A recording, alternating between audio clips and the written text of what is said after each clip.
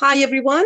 We are welcoming you to our session of Ed Talks. We're very happy to have everyone here, and we're very excited to have our guest today, where we will be discussing about creating learning spaces and how to nurture health and well-being in students.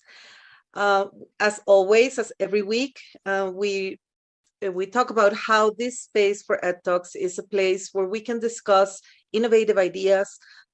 We can talk with educational leaders, educational experts who can help us guide and discover new ways to help schools and students have a better learning experience so they can become the leaders that we need. So for that, we're so happy to have Jill with us today. Hi, Jill. Welcome. Hi. All the way from Cuchara. I don't know if I'm saying it correctly, but we're joking about how she has all the beautiful landscapes, definitely. And well, she is the education director for VS America. She has an extensive experience working alongside educators and helping them and guiding them through this very amazing, I think, topic about can we create spaces that do exactly what we have just described now when we're talking about the well-being of students. And something that we've discussed over and over is the great need that students have for well-being, especially in these moments, right, Jill? I mean, it's been tough time, right? And you as a mother, you know this, correct?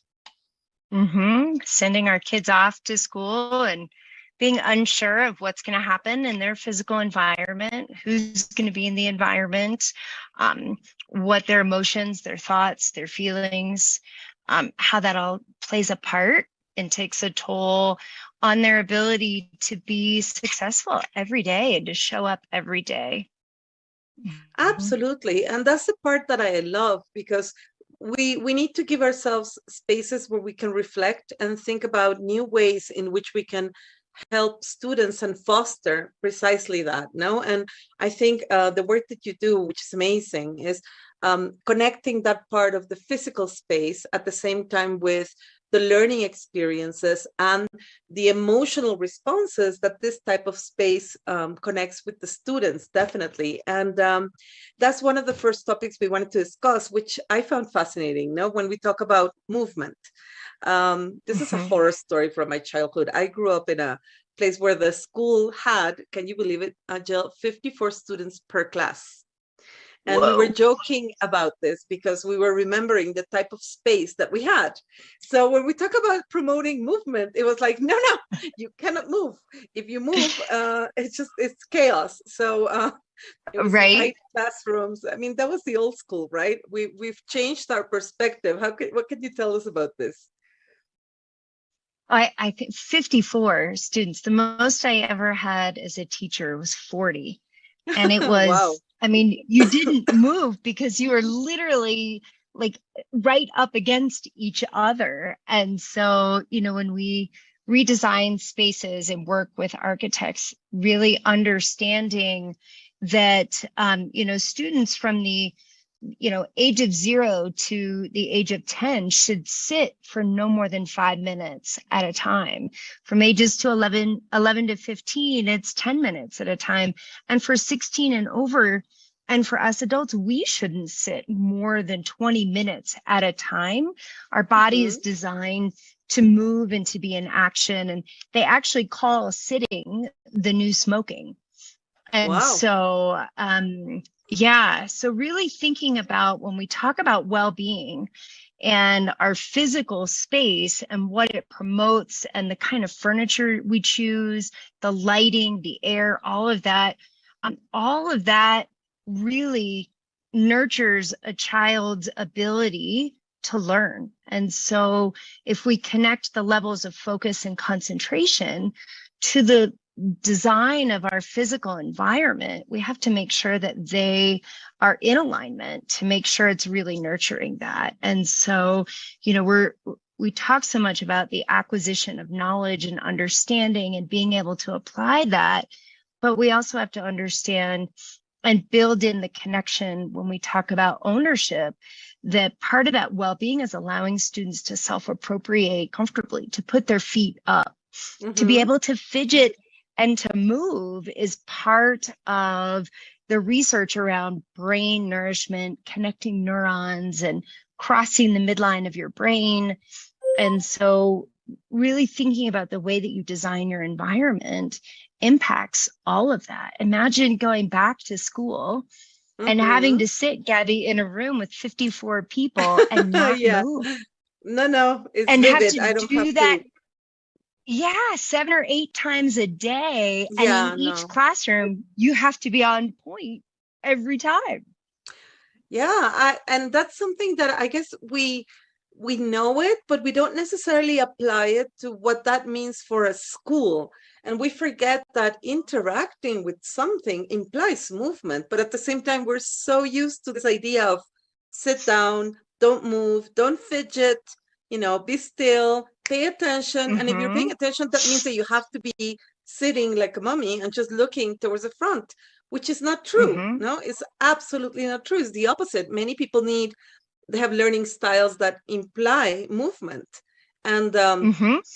I think it's we've grown in this idea, but I don't think we're all the way there. Definitely, right? Do you agree?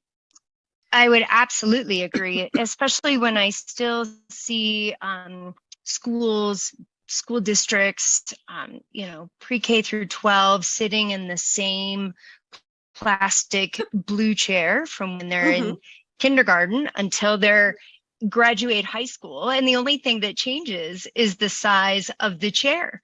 And so, Right. one thing we have to focus on when we think about, we talk about we're in this fourth generation of experience and we're building fourth generation schools. A learning environment doesn't mean that every child needs a table or a desk and a chair. And how do Okay. we start to reimagine the way that rooms are designed and outfitted, or learning commons or small group rooms and seminar spaces, lecture halls? How do we start to reimagine the ways that humans group together? Hmm. And so, and flip the notion that we need to have a chair and a table for every student so that they're paying attention. Hmm. And so part of that is, and the work that I do with teachers and with school leaders and A&D architectural and design teams is really get them to understand the types of pedagogical decisions that teachers are making that support students in collaborative and cooperative learning. How do we design an environment that's agile enough to be able to quickly shift to those pedagogical decisions? And so really retraining not only how to teach in a student-centered and a project-based or problem-based way, but then how to use that environment to really capture what the essence of collaboration is. So students are building on that skill, whether they're laying on the floor, whether they're sitting on a piece of soft seating, whether they're outside and we're turning the hallways and making all of them active. How do we start to really think about fourth generation schools for fourth generation learners, for kids who really need environments that match the reality of the world today? No, and you know what keeps going through my mind, and I'm thinking about so many schools that we get to work with, and I think it's a bit what you're saying is it brings on a little controversy, right? Because there's this very firm belief for a long time that for you, in order to have this focus and this attention, forget about having a soft seating place. No, because then your mind wanders and you lose them, and it's just to aim for that is something that is so hard to do, because in many ways, I mean, education has grown, but in others we're very attached to tradition, right? And the way the classroom looked like, and what you just said is true. I mean, if I think of the classroom where I was not happily learning with 54 other students, where I couldn't move, Right. I was not engaged. I was not motivated. I felt asphyxiated. It was like you would go there and just clock your time out until you left, because it wasn't a place that you owned, right? So, and that's why when you said something about giving choice and comfort, what is the importance of those two elements for students, Jill?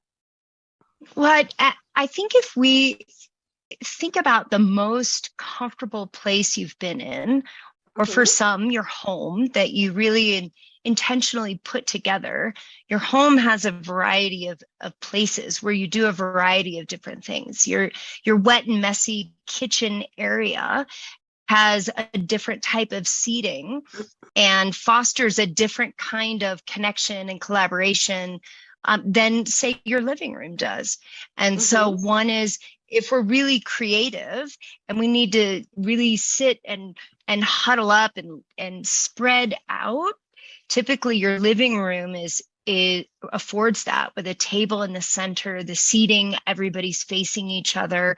Whereas in the kitchen, it's this wet and messy, and you're standing and you're in and out and you're moving in a different way. And so when we think about like the World Economics Forum, and they're saying, as I shift myself in my seat, they say that one of the top skills is cognitive flexibility.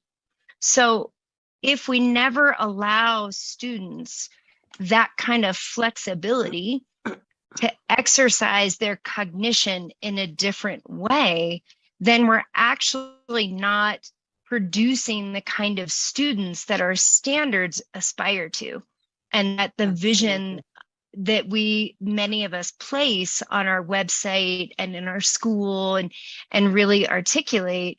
Your physical spaces have to honor that if I'm going to be deeply thinking and deeply engaged, my body needs to be engaged as well. And that health and well-being doesn't come from mass production of a sit and get model anymore. Therefore, classrooms are not designed with the only modality being at the front of the classroom. And really giving the teacher the skill sets and supporting them with PD to also change their decision making around their practices has to be equally weighted. Because there are a lot of schools that I go into, and they're amazing learning communities, the highest level, the highest quality of lighting, natural light, circadian lighting, the finest furniture, and teachers have put it into rows based on their mental model of how they should teach and what they've been given previously. And so when we think about empowering safe environments, we have to also give teachers the opportunity to understand how to use learning spaces in an agile way and work in an agile way. And if we don't balance the two, we usually just take the script or the mental model of what we have into the space that we're in. And as I think it was Winston Churchill said, the space defines your behavior and your behavior is defined by the space. And so how do we really, if we want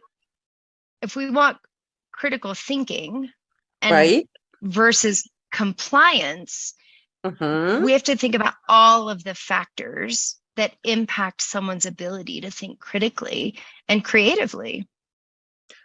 Absolutely. And I think it's a problem of connecting this inner philosophy with this outside, external, concrete ways in which you can, be really coherent with that. Because we say we want to create, critical thinkers and have cognitive flexibility, sure, but we still don't see that the path towards that is it has to be different from what we have been doing so far, because that's not necessarily what has been promoted, no? 100%. Yeah. And no, go ahead. Oh, go ahead. No, you go. I love it. And I'm not exactly sure who said this first or where I learned this, but that your learning environment space is a verb and not a noun. And if we don't see it as this, we talk about active learning and cooperative strategies, but do we really employ that within our space?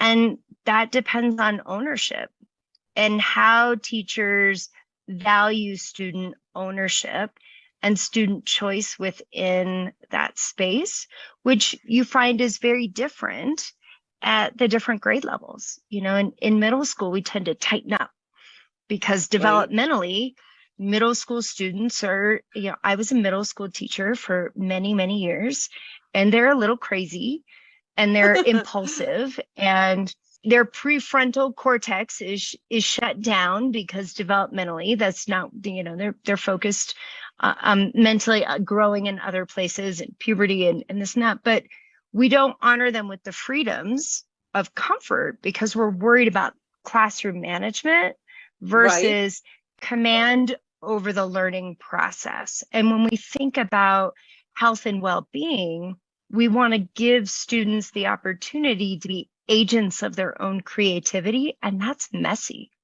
Yes. And that's tough.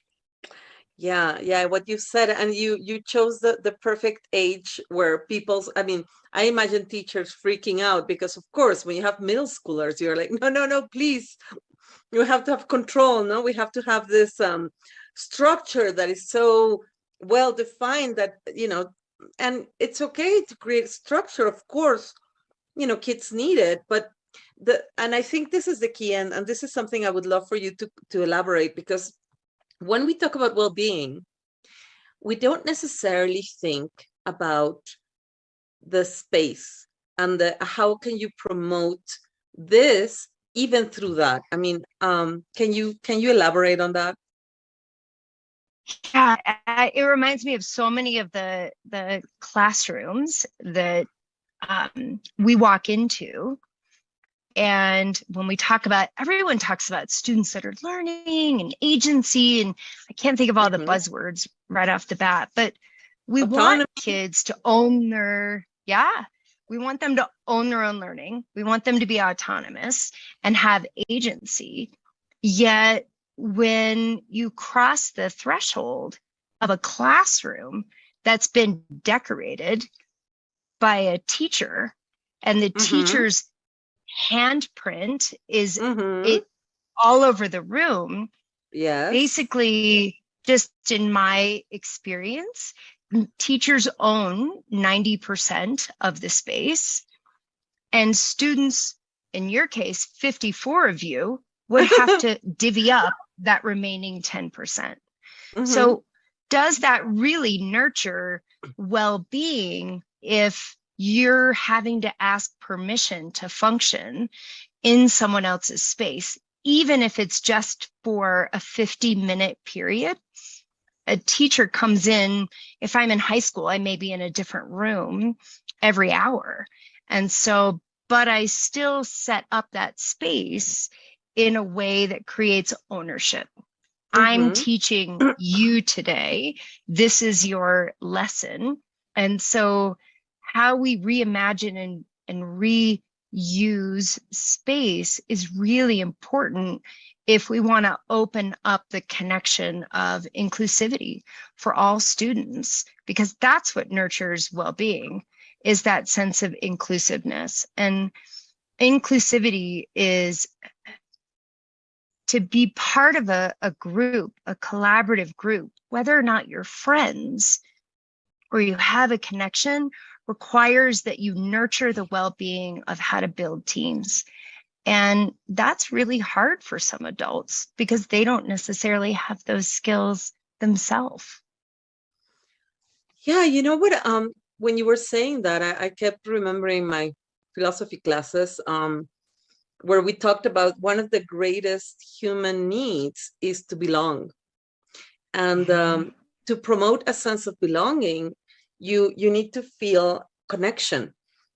And I think this is something that we don't really think about. Are the subtle messages that contradict what you're saying, because we say we want you to be engaged. We say we want them to participate and get involved. But then we send out this mixed message where I control the environment, I control the setup, and then I wonder why they don't respond to my invitation to engage, right? Yeah. Yep. So it's a question of trying to be very consistent in what we say and the space that they have. Is that right?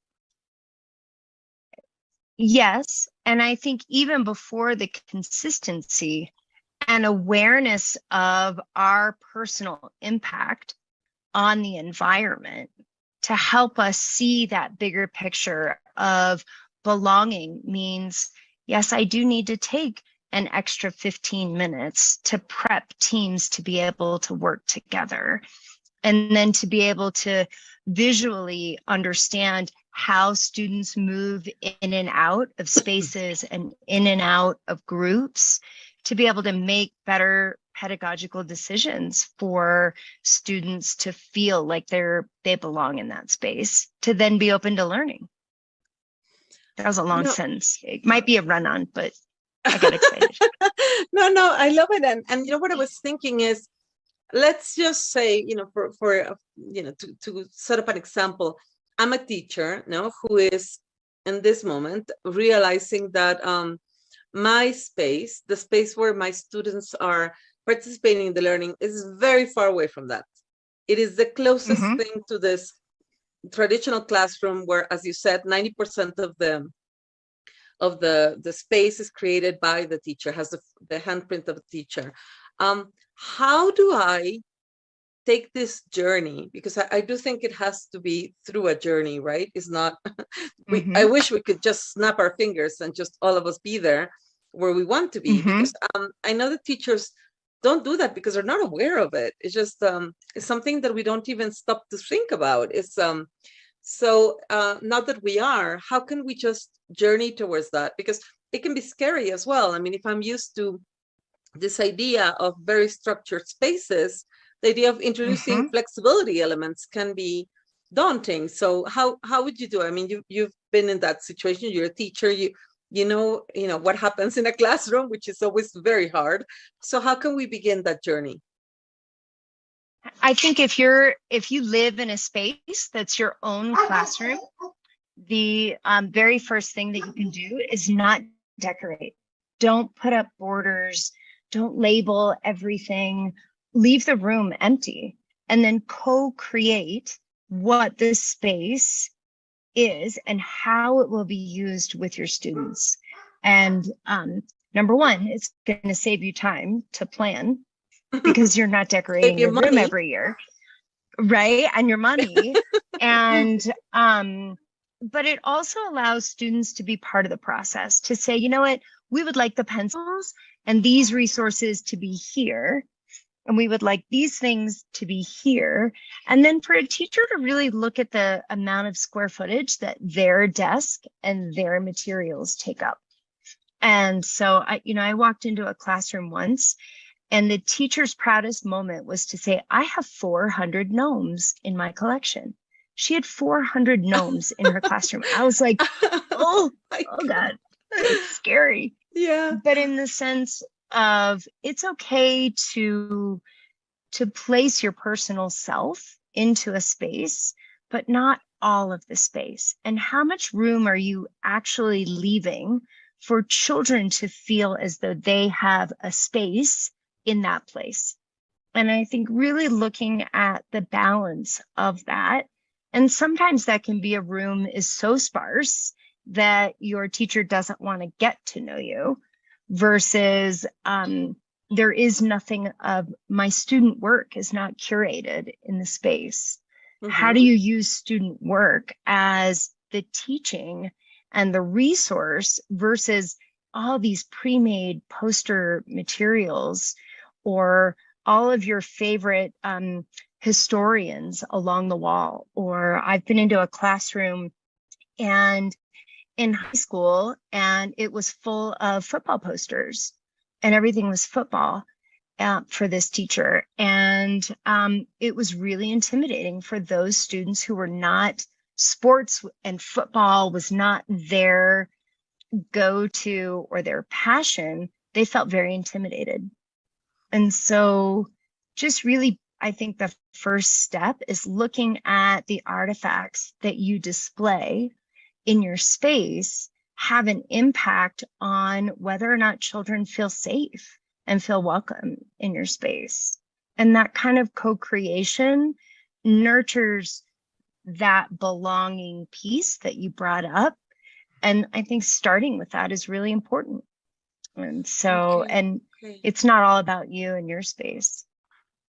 Yeah, and that type of letting go of the reins is a bit hard, maybe at the beginning, no? Especially if you've been teaching for many years, to suddenly start rethinking these things is hard. But I think if we if we really understand that what teachers want are students who are engaged. I mean, I am absolutely 100% sure that if we go and do a survey and we ask teachers about this, and you tell them, hey, if I could figure out a way for students to really connect and be engaged in your classroom, and they would say yes. I mean, there wouldn't be one that would say, no, I don't care about that. I'd rather keep my gnomes. Right, exactly. Yeah, absolutely. I think ownership creates that kind of engagement. Yeah, and we can all start with baby steps and see how kids react, especially when you, as you said, make them part of the process. If you open up a dialogue with them and say, hey, this is our space, no? What do we want to do with it, and how can it best help us to achieve what we want? Then it becomes really interesting, right? Because your sense of your identity is part of your well-being. And if your identity is represented nowhere within the place that you spend all day, then how are you nurturing that? How is that healthy? Yes, absolutely. And oh my gosh, I can't believe it. Time is gone. Oh, okay. Yeah, I'm serious. It goes so fast. I know. It was like blink and it's gone. I have one last one which we haven't addressed, and I think maybe we could close with this reflection. And we had it here, like building the proficiency of educators in learning environments. Can you talk about that, Jill, please? Absolutely. Really looking at, we talk a lot about in architecture and furniture design, the physical features of our classroom, but it's really about being proficient in the ability to host collaborative experiences and being proficient in what it means to be able to help guide people through, high quality cooperative learning experiences. And to be proficient in that means that you have a deep understanding of the physical features within your space. Okay, okay. And I think this is something that we all just need to continue thinking about and having a dialogue about it. I mean, maybe don't go through a drastic change if that's something that is too, too difficult, but yes, start to just kind of play around with this, because after what we have gone through, and this is something we've said some other times, is it's been a moment of crisis that either we grow and we learn from it and we dare to do things differently, or we would just miss the opportunity that the crisis brought with it, right? Mm-hmm. Mm-hmm. Well, Absolutely. Absolutely. well, I wish we could continue the conversation because it's been lovely, but I think we have to stop now. But we for sure, I mean, we were talking about this. We're gonna have our annual event, and I know we'll have other opportunities. We have our Leaders Forum coming up, and Mm-hmm. we're gonna have time and space to talk about these things. So if anyone is interested, just follow us, and we'll be sharing information about it, and just anything that can help us grow as a community. Thank you everyone for joining Mm-hmm. us, and a Thank big you for hug to having me. you over there, and Yay. thank you for being here. Mm-hmm. Thank you.